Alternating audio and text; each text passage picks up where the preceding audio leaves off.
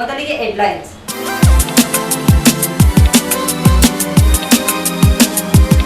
ಕೊಡಗು ಜಿಲ್ಲೆಯ ಕಾಟಕೇರಿ ಗ್ರಾಮದಲ್ಲಿ ಸಚಿವ ಜಮೀರ್ ಅಹಮದ್ ಖಾನ್ ಆಪ್ತ ಕಾರ್ಯದರ್ಶಿ ಅವರ ಫಾರ್ಮ್ ಹೌಸ್ ಮೇಲೆ ಲೋಕಾಯುಕ್ತ ದಾಳಿ ನಡೆಸಿದೆ. ವಿರಾಜಪೇಟೆ ತಾಲೂಕಿನ ಕೊಣನೂರು ಮಾಕುಟ್ಟ ರಾಷ್ಟ್ರೀಯ ಹೆದ್ದಾರಿ ಅಭಿವೃದ್ಧಿ ಕಾಮಗಾರಿಯು ಇದೀಗ ಚುರುಕುಗೊಂಡಿದೆ. ಮಹಾರಾಷ್ಟ್ರದಿಂದ ಕರ್ನಾಟಕ ರಾಜ್ಯಕ್ಕೆ ಬಂದು ಭಾಷಾ ಬಾಂಧವ್ಯಕ್ಕೆ ಧಕ್ಕೆ ತರುತ್ತಿದ್ದಾರೆ ಎಂದು ಬೆಳಗಾವಿ ಜಿಲ್ಲಾ ಕರ್ನಾಟಕ ರಕ್ಷಣಾ ವೇದಿಕೆ ವತಿಯಿಂದ ಮನವಿ ಸಲ್ಲಿಸಲಾಗಿದೆ.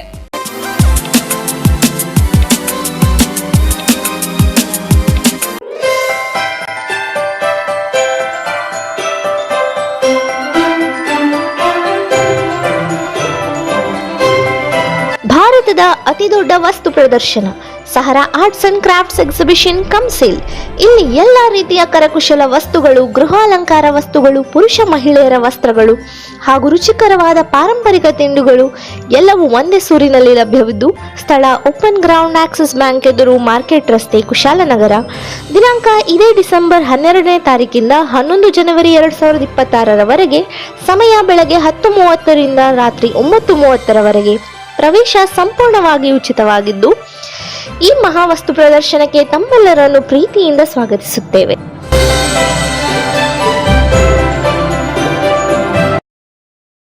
ವಿರಾಜಪೇಟೆ ತಾಲೂಕಿನ ಕೊಣನೂರು ಮಾಕುಟ್ಟ ರಾಷ್ಟ್ರೀಯ ಹೆದ್ದಾರಿ ಅಭಿವೃದ್ಧಿ ಕಾಮಗಾರಿಯು ಇದೀಗ ಚುರುಕುಗೊಂಡಿದ್ದು, ಸಾರ್ವಜನಿಕರು ನಿಟ್ಟುಸಿರು ಬಿಟ್ಟಿದ್ದಾರೆ. ವಿರಾಜಪೇಟೆ ನಡುವಿನ ಕೊಣನೂರು ಮಾಕುಟ್ಟ ರಾಷ್ಟ್ರೀಯ ಹೆದ್ದಾರಿಯ ಅಭಿವೃದ್ಧಿ ಕಾಮಗಾರಿಯು ಹಲವು ದಿನಗಳಿಂದ ಮಳೆ ಮತ್ತು ಇನ್ನಿತರ ಕಾರಣಗಳಿಂದ ಆಮೆಗತಿಯಲ್ಲಿ ಸಾಗುತ್ತಿತ್ತು. ಆದರೆ ವರ್ಷದ ಬಳಿಕ ಇದೀಗ ರಸ್ತೆ ಕಾಮಗಾರಿ ಚುರುಕುಗೊಂಡಿದ್ದು, ಡಾಂಬರೀಕರಣ ಭರದಿಂದ ಸಾಗುತ್ತಿದೆ. ಇದರಿಂದಾಗಿ ಕೆಸರು, ವಿಪರೀತ ಧೂಳು, ಸಂಚಾರ ದಟ್ಟಣೆ ಹೀಗೆ ಹಲವು ರೀತಿಯ ತೊಂದರೆ ಅನುಭವಿಸುತ್ತಿದ್ದ ಸಾರ್ವಜನಿಕರು, ವಿದ್ಯಾರ್ಥಿಗಳು ಹಾಗೂ ವಾಹನ ಸವಾರರು ನಿಟ್ಟುಸಿರು ಬಿಟ್ಟಂತಾಗಿದೆ. ಕಾಮಗಾರಿಯ ವೇಗ ಕಂಡು ವಾಹನ ಸವಾರರು ಹರ್ಷಗೊಂಡಿದ್ದು, ಕೆಲವೇ ದಿನಗಳಲ್ಲಿ ನೆಮ್ಮದಿಯಾಗಿ ಸಂಚರಿಸಬಹುದು ಎಂಬ ಆಶಾಭಾವದಲ್ಲಿ ಇದ್ದಾರೆ. ಕ್ಷೇತ್ರದ ಶಾಸಕರಾದ ಎಎಸ್ ಪೊನ್ನಣ್ಣ ಇತ್ತೀಚೆಗೆ ಸಿದ್ದಾಪುರಕ್ಕೆ ಭೇಟಿ ನೀಡಿ ರಸ್ತೆ ಕಾಮಗಾರಿಯನ್ನ ಪೂರ್ಣಗೊಳಿಸಬೇಕೆಂದು ಗುತ್ತಿಗೆದಾರರಿಗೆ ಖಡಕ್ ಸೂಚನೆ ನೀಡಿದ್ದರು. ಇದೀಗ ಗುಣಮಟ್ಟದ ಕಾಮಗಾರಿ ನಡೆಯುತ್ತಿದ್ದು, ಶಾಸಕರ ಅಭಿವೃದ್ಧಿ ಕಾಳಜಿಗೆ ಅಭಿನಂದಿಸಿದ್ದಾರೆ. ನ್ಯೂಸ್ ಸಂಗಮಕ್ಕಾಗಿ ವಂಶಿಹನಿ, ಕುಶಾಲನಗರ. ಕೊಡಗು ಜಿಲ್ಲೆಯ ಕಾಟಕೇರಿ ಗ್ರಾಮದಲ್ಲಿ ಸಚಿವ ಜಮೀರ್ ಅಹಮದ್ ಖಾನ್ ಆಪ್ತ ಕಾರ್ಯದರ್ಶಿ ಸರ್ಫರಾಜ್ ಖಾನ್ ಫಾರ್ಮ್ ಹೌಸ್ ಮೇಲೆ ಲೋಕಾಯುಕ್ತ ದಾಳಿ ನಡೆಸಿದೆ. ಸಚಿವ ಜಮೀರ್ ಅಹಮದ್ ಖಾನ್ ಆಪ್ತ ಕಾರ್ಯದರ್ಶಿ ಫಾರ್ಮ್ ಹೌಸ್ ಮೇಲೆ ಲೋಕಾಯುಕ್ತ ದಾಳಿ ನಡೆಸಿದೆ. ಕೊಡಗು ಜಿಲ್ಲೆಯ ವಣಚಲು ಹಾಗೂ ಕಾಟಕೇರಿ ಗ್ರಾಮದಲ್ಲಿ ಈ ದಾಳಿ ಸಂಭವಿಸಿದ್ದು, ಜಮೀರ್ ಆಪ್ತ ಕಾರ್ಯದರ್ಶಿ ಸರ್ಫರಾಜ್ ಖಾನ್ ಒಡೆತನದ ಫಾರ್ಮ್ ಹೌಸ್ ಆಗಿದೆ. ವಣಚಲಿಗೆ ಭೇಟಿ ನೀಡಿ ಪರಿಶೀಲನೆ ನಡೆಸುತ್ತಿರುವ ಲೋಕಾಯುಕ್ತ ಟೀಮ್ ವಣಚಲು ಗ್ರಾಮದಲ್ಲಿ 6 ಎಕರೆ ವಿಸ್ತೀರ್ಣದ ಫಾರ್ಮ್ ಹೌಸ್ ಮೇಲೆ ಈ ದಾಳಿ ಸಂಭವಿಸಿದೆ. ನ್ಯೂಸ್ ಸಂಗಮಕ್ಕಾಗಿ ಡಾಕ್ಟರ್ ಕೋಟಿ, ಕುಶಾಲನಗರ. ಕುಣಿಗಲ್ ತಾಲೂಕಿನ ಉತ್ರಿದುರ್ಗ ಹೋಬಳಿಯ ಎಲ್ಲ ಕೆರೆಗಳಿಗೆ ನೀರು ತುಂಬಿಸುವ ಕಾರ್ಯಕ್ಕೆ ಶಾಸಕ ಡಾಕ್ಟರ್ ಎಚ್.ಡಿ. ರಂಗನಾಥ್ ಚಾಲನೆ ನೀಡಿದರು. ಕೊಟ್ಟ ಮಾತಿನಂತೆ ಉತ್ರಿದುರ್ಗ ಹೋಬಳಿಯ ಎಲ್ಲಾ ಕೆರೆಗಳನ್ನು ತುಂಬಿಸಲು ಶ್ರೀರಂಗ ಏತ ನೀರಾವರಿ ಯೋಜನೆಯ ಮೋಟಾರ್ ಆನ್ ಮಾಡುವ ಮೂಲಕ ಶಾಸಕ ಡಾಕ್ಟರ್ ಎಚ್.ಡಿ. ರಂಗನಾಥ್ ಚಾಲನೆ ನೀಡಿದರು. ಕುಣಿಗಲ್ ತಾಲೂಕಿನ ಉತ್ರಿದುರ್ಗ ಹೋಬಳಿಯ ಕಲ್ಲನಾಯಕನಹಳ್ಳಿ ಗ್ರಾಮದ ಹಿರೇಹಳ್ಳಿ ಕೆರೆಯ ಸಮೀಪದ ಉತ್ರಿದುರ್ಗದ ಹೋಬಳಿಯ 19 ಕೆರೆಗಳಿಗೆ ಶ್ರೀರಂಗ ಏತ ನೀರಾವರಿ ಯೋಜನೆ ಅಡಿಯಲ್ಲಿ ನೀರು ಹರಿಸುವ ಪಂಪ್ ಹೌಸ್ನಲ್ಲಿ ಮೋಟಾರ್ಗೆ ಚಾಲನೆ ನೀಡಿ ಮಾತನಾಡುತ್ತಾ, ಈ ಹೋಬಳಿಯ ಎಲ್ಲ 19 ಕೆರೆಗಳನ್ನು ತುಂಬಿಸುವುದರೊಂದಿಗೆ ನನ್ನ ಹುಟ್ಟೂರಾದ ಹಾಲ್ಕೆರೆ, ಹೊಸಳ್ಳಿ ಕೆರೆಗೂ ನೀರನ್ನು ಹರಿಸುವ ಮೂಲಕ ಹುಟ್ಟೂರಿನ ಋಣ ತೀರಿಸುವ ಸಂಕಲ್ಪ ಈಡೇರಿದೆ ಎಂದು ತಿಳಿಸುತ್ತಾ, ತಾಲೂಕಿನ ಎಲ್ಲ ಹುಲಿಯೂರು ದುರ್ಗ ಹೋಬಳಿ, ಅಮೃತೂರು ಹೋಬಳಿ, ಕಸಬಾ ಹೋಬಳಿ, ಕೊತ್ತಗೆರೆ ಹೋಬಳಿಯ ಎಲ್ಲ ಕೆರೆಗಳನ್ನು ತುಂಬಿಸಲು ಈಗಾಗಲೇ ಯೋಜನೆಗಳನ್ನು ರೂಪಿಸಿದ್ದು, ಈಗಾಗಲೇ ಆಡಳಿತಾತ್ಮಕ ಮಂಜೂರಾತಿಯನ್ನು ಸಹ ಪಡೆದಿರುತ್ತೇನೆ. ಯಡಿಯೂರು ಹೋಬಳಿಯ 34 ಕೆರೆಗಳನ್ನು ಈಗಾಗಲೇ ತುಂಬಿಸಿದ್ದೇವೆ. ರಾಜ್ಯದ ಉಪಮುಖ್ಯಮಂತ್ರಿ ಹಾಗೂ ನೀರಾವರಿ ಮಂತ್ರಿಗಳಾದ ಡಿ.ಕೆ. ಶಿವಕುಮಾರ್ ಹಾಗೂ ಮಾಜಿ ಸಂಸದ ಡಿ.ಕೆ. ಸುರೇಶ್ ನನ್ನ ಕನಸಿನಂತೆ ಈ ತಾಲೂಕಿನ ಸಮಗ್ರ ನೀರಾವರಿ ಯೋಜನೆ ಅನುಷ್ಠಾನಕ್ಕಾಗಿ ಸಹಕರಿಸಿ ಕೈ ಜೋಡಿಸಿದ್ದಕ್ಕೆ ಅವರನ್ನು ಸಹ ಅಭಿನಂದಿಸುತ್ತಾ, ಈ ಕ್ಷೇತ್ರದ ಮಾಜಿ ಮಂತ್ರಿ ದಿವಂಗತ ವೈ.ಕೆ. ರಾಮಯ್ಯನವರ ಆಸೆಯಂತೆ ತಾಲೂಕನ್ನ ಸಮಗ್ರ ನೀರಾವರಿ ಯೋಜನೆಯನ್ನು ಒಳಪಡಿಸಲು ಶಕ್ತಿ ಮೀರಿ ಶ್ರಮಿಸುತ್ತಿದ್ದು, ಅದರಂತೆ ಲಿಂಕ್ ಕೆನಾಲ್ ಮೂಲಕ ಹೇಮಾವತಿ ನೀರು ಹರಿಯುವಂತಾರೆ ನನ್ನ ತಾಲೂಕಿನ ರೈತರ ಬದುಕು ಹಾರ್ದಿಕವಾಗಿ ಹಸನಾಗುತ್ತದೆ ಎಂಬ ಕನಸನ್ನ ನನಸು ಮಾಡುವ ನಿಟ್ಟಿನಲ್ಲಿ ಮೊದಲನೇ ಹೆಜ್ಜೆಯನ್ನು ಇಟ್ಟಿದ್ದೇನೆಂದು ಹರ್ಷ ವ್ಯಕ್ತಪಡಿಸಿದ್ರು. ಇದೇ ಸಂದರ್ಭದಲ್ಲಿ ಹೆಬ್ಬೂರು ಹೇಮಾವತಿ ಕಾರ್ಯಪಾಲಕ ಅಭಿಯಂತರರಾದ ಕಿರಣ್, ಹೇಮಾವತಿ ಸಹಾಯಕ ಕಾರ್ಯಪಾಲಕ ಅಭಿಯಂತರ ರವಿ, ಕಾಂಗ್ರೆಸ್ ಮುಖಂಡರಾದ ಕೊಗಟ್ಟ ರಾಜಣ್ಣ, ಎಲಿಯೂರು ಹೊನ್ನೇಗೌಡ, ಬ್ಲಾಕ್ ಕಾಂಗ್ರೆಸ್ ಅಧ್ಯಕ್ಷ ರಂಗಣ್ಣಗೌಡ, ಸುಂದರಕುಪ್ಪೆ ಪಾಪಣ್ಣ, ರಾಜ್ಯ ಮಹಿಳಾ ಪ್ರಧಾನ ಕಾರ್ಯದರ್ಶಿ ಸುಮತಿ, ಹಾಲುವಾಗಿಲು ಸ್ವಾಮಿ, ಕೆಪಿಸಿಸಿ ಸದಸ್ಯರಾದ ಬೇಗೂರು ನಾರಾಯಣ, ಬಿಕೆ ರಾಮಣ್ಣ, ಬಿಡಿ ಕುಮಾರ್ ಸೇರಿದಂತೆ ಹುತ್ತೇದುರ್ಗ ಹೋಬಳಿಯ ರೈತರು, ಮಹಿಳೆಯರು, ಶಾಸಕರನ್ನ ಪೂರ್ಣ ಕುಂಭದೊಂದಿಗೆ ಬರಮಾಡಿಕೊಂಡು ಪಟಾಕಿ ಸಿಡಿಸಿ ಸಿಹಿ ಸಂಭ್ರಮಿಸಿದರು. ನನ್ನ ಜೀವನದ ಕನಸನ್ನ ಕಂಡಿರಂತ ಒಬ್ಬ ಕುಣಿಗಲ್ ತಾಲೂಕಿನ ಮಗನಾಗಿ ಮಳೆಗಾಲದ ದಿನ ಅಂತ ಹೇಳಬಲ್ಲೆ. ನಾನು ಒಬ್ಬ ಉತ್ತರದುರ್ಗ ಹೋಬಳಿಯ ಮಗನಾಗಿ ಜನ್ಮ ಕೊಟ್ಟಿದಂತ ಹೋಬಳಿಗೆ ನಾನೆಂದೂ ನನ್ನ ಕೈಲಾದಷ್ಟು ಸೇವೆ ಮಾಡಬೇಕು ಅಂತ ಹೇಳಿ ಪ್ರತಿಯೊಂದು ಕ್ಷಣ ಪ್ರತಿಯೊಂದು ದಿನ ಆಲೋಚನೆ ಮಾಡೋಂಥ ಹಿನ್ನೆಲೆಯಲ್ಲಿ ಇವತ್ತು ಆ ದಿನವನ್ನ ಸವಿಯಂತ ದಿನ ಅಂತ ನಾನು ಭಾವಿಸ್ತೇನೆ. ನನ್ನ ಒಡ ಹುಟ್ಟಿದಂತ ಈ ಹೋಬಳಿಯ ರೈತಾಪಿ ಕುಟುಂಬ ವರ್ಗದವರಿಗೆ ಪ್ರತಿಯೊಂದು ಕೆರೆಗೆ ನೀರನ್ನ ತುಂಬಿಸ್ತೇವೆ ಅಂತ ಏನ್ ನಾನು ಮಾತು ಕೊಟ್ಟಿದ್ದೆ, ಅದರಂತೆ ಇವತ್ತು ನಮ್ಮ ಸಂಸದರು ಡಿ.ಕೆ. ಸುರೇಶ್ ಸಾಹೇಬರು ಅವರು ಸಂಸದರಾದ ಸಂದರ್ಭದಲ್ಲಿ ಶ್ರೀರಂಗ ಏತ ನೀರಾವರಿನ ತಂದು ಉತ್ತರದುರ್ಗ ಹೋಬಳಿಗೆ ಎಲ್ಲ ಕೆರೆಗಳನ್ನ ಮಾಡಿಸ್ತೇವೆ ಅಂತ ಹೇಳಿ ಅದು ಮುಂದುವರಿದ ಭಾಗವಾಗಿ ಪ್ರತಿಯೊಂದು ಕೆರೆಗಳನ್ನ ನೀರು ತುಂಬಿಸುವಂತ ಒಂದು ಯೋಜನೆನ ಇವತ್ತು ಜಾರಿ ಮಾಡ್ತಾ ಇದ್ದೇವೆ, ಉದ್ಘಾಟನೆ ಮಾಡ್ತಾ ಇದ್ದೇವೆ. ನಾನು ಇಂದು ಡಿ.ಕೆ. ಶಿವಕುಮಾರ್ ಸಾಹೇಬರು ಉಪಮುಖ್ಯಮಂತ್ರಿಗಳು ಸಾಹೇಬ್ರನ್ನ ಮತ್ತು ಡಿ.ಕೆ. ಸುರೇಶ್ ಸಾಹೇಬರು ನಿಕಟಪೂರ್ವ ಸಂಸದರಾದಂತ ಡಿ.ಕೆ. ಸುರೇಶ್ ಸಾಹೇಬ್ರನ್ನ ಇವತ್ತು ನಾನು ನೆನಪಿಸ್ಕೊಂಡು ಕುಣಿಗಲ್ ತಾಲೂಕಿಗೆ ಅವ್ರು ಕೊಟ್ಟಂತ ಆಶೀರ್ವಾದ ರೈತಾಪಿ ಕುಟುಂಬ ವರ್ಗದವರಿಗೆ ಅಂದು ಯಾವತ್ತು ಟ್ರಾನ್ಸ್ಫಾರ್ಮರ್ನ ಪ್ರತಿಯೊಬ್ಬ ರೈತನಿಗೆ ಕೊಟ್ಟರು, ಇವತ್ತು ಅದೇ ರೀತಿ ನನ್ನ ತಾಲೂಕು ನನ್ನ ಹೋಬಳಿಗೆ ಪ್ರತಿಯೊಂದು ಕೆರೆ ತುಂಬಿಸ್ಬೇಕು ಅಂತ ಹಿಂದೆ ಇರಲಿಲ್ಲ.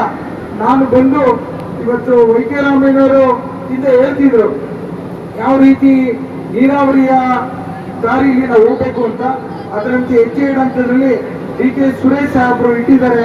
ಇವತ್ತು ನಾನು ಮತ್ತು ಡಿ.ಕೆ. ಸುರೇಶ್ ಸಾಹೇಬ್ರವರ ಎಲ್ಲ ಶ್ರಮದ ಹಿನ್ನೆಲೆಯಲ್ಲಿ ಉತ್ತರದುರ್ಗದ ಹೋಬಳಿಗೆ ಇವತ್ತು ಸುಮಾರು 25 ಕೆರೆಗಳಿದೆ. 19 ಕೆರೆಗಳ ತುಂಬಿಸೋ ಜೊತೆಗೆ ಎಲ್ಲ ಕೆರೆಗಳನ್ನ ತುಂಬಿಸ್ತೇನೆ ಅನ್ನೋ ಮಾತನ್ನ ಇವತ್ತು ಘೋಷಣೆ ಮೂಲಕ ನಾನು ಹೇಳ್ತಾ ಇದ್ದೇನೆ. ಈ ಸಂದರ್ಭದಲ್ಲಿ ನಾನು ಮತ್ತೊಮ್ಮೆ ನಮ್ಮ ಸರ್ಕಾರ ಕಾಂಗ್ರೆಸ್ಸಿನ ಸರ್ಕಾರವಾದಂತ ಮುಖ್ಯಮಂತ್ರಿಗಳಾದಂತ ಸಿದ್ದರಾಮಯ್ಯ ಸಾಹೇಬರಿಗೆ, ಉಪಮುಖ್ಯಮಂತ್ರಿಗಳಾದಂತ ಡಿ.ಕೆ. ಶಿವಕುಮಾರ್ ಸಾಹೇಬರಿಗೆ, ನಿಕಟಪೂರ್ವ ಸಂಸದರಾದಂತ ಡಿ.ಕೆ. ಸುರೇಶ್ ಸಾಹೇಬರಿಗೆ ವಿಶೇಷವಾದಂತ ಧನ್ಯವಾದಗಳನ್ನ ಹೇಳಲಿಕ್ಕೆ ಸಂತೋಷ ಆಗುತ್ತೆ. ನ್ಯೂಸ್ ಸಂಗಮಕ್ಕಾಗಿ ಡಾಕ್ಟರ್ ಕೋಟಿ, ಕುಶಾಲನಗರ. ನಾಪಕ್ಲುವಿನಲ್ಲಿ 20 ಲಕ್ಷ ರು ವೆಚ್ಚದಲ್ಲಿ ನಿರ್ಮಿಸಿರುವ ಕೊಡವ ಸಮಾಜ ರಸ್ತೆಯ ಉದ್ಘಾಟನೆಯನ್ನು ಶಾಸಕ ಎಸ್. ಪೊನ್ನಣ್ಣ ನೆರವೇರಿಸಿದರು. ನಾಪಕ್ಲುವಿನ 20 ಲಕ್ಷ ರು ವೆಚ್ಚದಲ್ಲಿ ನಿರ್ಮಿಸಲಾದ ಕೊಡವ ಸಮಾಜ ರಸ್ತೆಯ ಉದ್ಘಾಟನೆಯನ್ನು ನೆರವೇರಿಸಿ ಅವರು ಮಾತನಾಡಿ, ಕೊಡವ ಸಮಾಜದ ಅಧ್ಯಕ್ಷ ಮುಂಡಣ್ಣ ನಾಣಯ್ಯ ಹಾಗೂ ಗ್ರಾಮಸ್ಥರು ಹದಗೆಟ್ಟ ರಸ್ತೆ ದುರಸ್ತಿಗೆ ಮನವಿ ಮಾಡಿ ಕೋರಿಕೆ ಮೇರೆಗೆ ಪಂಚಾಯತ್ ರಾಜ್ ಇಲಾಖೆಯ ಮೂಲಕ ಕೊಡವ ಸಮಾಜ ರಸ್ತೆಯನ್ನು ಅಭಿವೃದ್ಧಿಪಡಿಸಲಾಗದೆ ಬಾಕಿ ಉಳಿದಿರುವ ಅಜ್ಜಿಮುಟ್ಟ ಮೂಲಕ ಎಮ್ಮೆಮಾಡು ಸಂಪರ್ಕಿಸುವ 3.5 ಕಿಲೋಮೀಟರ್ ಈ ರಸ್ತೆಯನ್ನು ಪಂಚಾಯತ್ ರಾಜ್ ಇಲಾಖೆಯ ಪ್ರಗತಿಪಥ ಯೋಜನೆ ಮೂಲಕ ಅಭಿವೃದ್ಧಿಪಡಿಸಲಾಗುವುದು ಎಂದರು.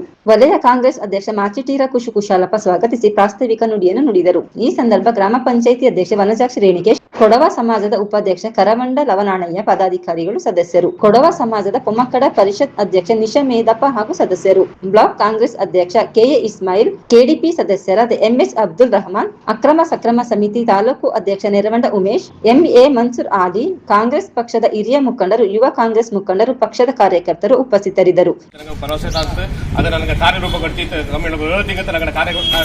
ಈ ರಸ್ತೆನ ನಂಗೆ ಮಾಡೋಕೆ ಸಾಕಾರದಂತೆ ನಿಂಜಕ್ಕೆ ಈ ರಸ್ತೆ ಹಿಂದೆ ನಾನು ಉಳಿತ ಸರ ಮಾಡಿಸಿಟ್ಟು ಅವ್ರು ದಂಡ್ರೆ ಕೊಟ್ಟಿರೋ ಪ್ರಾಜೆಕ್ಟ್ ಇದೆ. ಇಲ್ಲಿಂದ ಅಜ್ಜಿಮುಟ್ಟ ಒಬ್ಬ ಸಂಪರ್ಕ ರಸ್ತೆ ಅದು ನಗರ ಶಾಸಕರ ಅನುದಾನದ ನಡಪ. ಸೊ ಇಲ್ಲಿ ಕೂಡಿಯಾಡದಂತ ನಗರ ಶಾಸಕರಿಗೆ ಇಲ್ಲಿ ನಗರ ನಾಪಕೋಡ ಸಮಿತಿ ಪದಾಧಿಕಾರಿ ಅಧ್ಯಕ್ಷ ಎಲ್ಲಾಡ ಪರವಾಯಿತು ಸ್ವಾಗತ ಬೈಂದಂಡಿ ನಗರ ಸ್ವಾಗತ ಬಂದ್ವಿ. ಅದೇ ರೀತಿ ನಗರ ಕೊಳ ಸಮಿತಿ ಅಧ್ಯಕ್ಷ ಮುಂಡಣ ಸಿ ನಾರಾಯಣಗಳು ನಗರ ಕೂಡ ಕೂಡಿಯಾಡಿ ತೊಡಿರ ನಿಂಗೂ ಕೂಡ ನಾನು ಇಲ್ಲಿ ಕೂಡಿದ ನಾಪೋಕಲ್ಲಿನ ಒಂದು ರಸ್ತೆ ಕೊಡವ ಸಮಾಜಕ್ಕೆ ಹೋಗುವಂಥ ರಸ್ತೆ ಭಾಳ ಹದಗೆಟ್ಟಿತ್ತು. ಕೊಡವ ಸಮಾಜದ ಅಧ್ಯಕ್ಷರಾದಂಥ ನಾರಾಯಣವರು ಮತ್ತೆಲ್ಲ ಕಲೆಯಾದವರು ರಸ್ತೆ ಒಂದು ಆಗಬೇಕು ಅಂತೇಳಿ ಒತ್ತಾಯದ ನಂತರ ಹೊತ್ತಾಗಿ ಹಾಳಾಗಿರುವಂಥ ಈ ಭಾಗವನ್ನು ಈಗ 20 ಲಕ್ಷ ವೆಚ್ಚದಲ್ಲಿ CC ರೋಡ್ ಅಂದರೆ ಕಾಂಕ್ರೀಟ್ ರಸ್ತೆ ಮಾಡುವಂಥ ಕೆಲಸವನ್ನು ಮಾಡಿದ್ವಿ, ಉದ್ಘಾಟನೆ ಮಾಡಿದ್ವಿ. ಪಂಚಾಯತ್ ರಾಜ್ ಇಲಾಖೆಯಿಂದ ಆಗುವಂಥ ಪ್ರಗತಿಪಥ ಒಂದು ಯೋಜನೆ, ಅದರ ಅಡಿಯಲ್ಲಿ 3.5 ಕಿಲೋಮೀಟರ್ನ ರಸ್ತೆಗೆ ಈ ರಸ್ತೆಯನ್ನು ಕೂಡ ನಾವು ಆಯ್ಕೆ ಮಾಡಿದ್ವಿ. ಇಲ್ಲಿಂದ ಹೋಗಿ ಹೆಮ್ಮೆಮಾಡು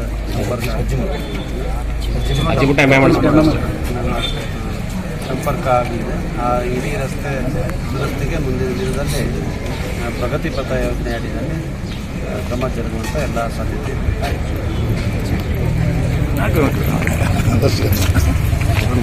ನ್ಯೂಸ್ ಸಂಗಮಕ್ಕಾಗಿ ದುಗಡ ಸದಾನಂದ ನಾಪೋಕ್ಲು.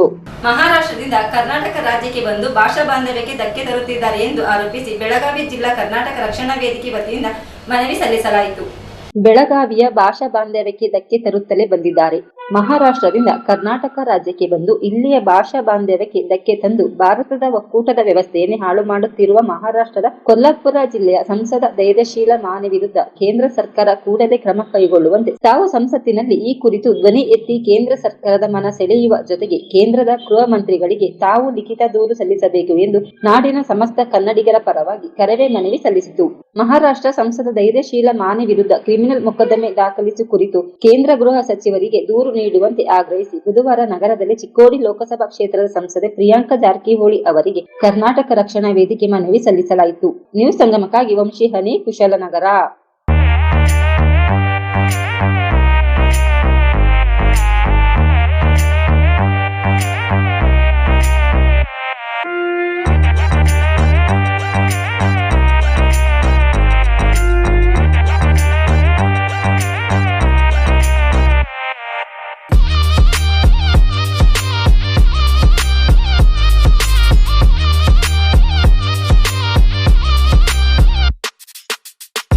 ಕೊನೆಯಲ್ಲಿ ಮತ್ತೊಮ್ಮೆ ಹೆಡ್ಲೈನ್ಸ್.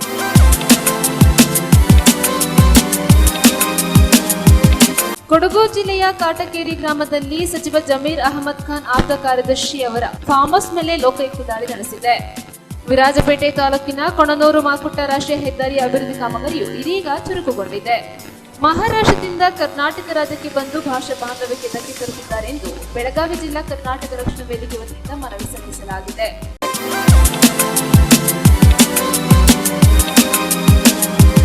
ಇಲ್ಲಿಗೆ ನ್ಯೂಸ್ ಸಂಗಮ ಮುಕ್ತಾಯವಾಯಿತು. ಸುದ್ದಿ, ಮಾಹಿತಿ, ಮನೋರಂಜನೆಗಾಗಿ ನೋಡ್ತಾ ಇರಿ ಸಂಗಮ ಟಿವಿ. ಒಂದೇ ಮಂಜು ಬೈಲ್ಕುಪ್ಪ.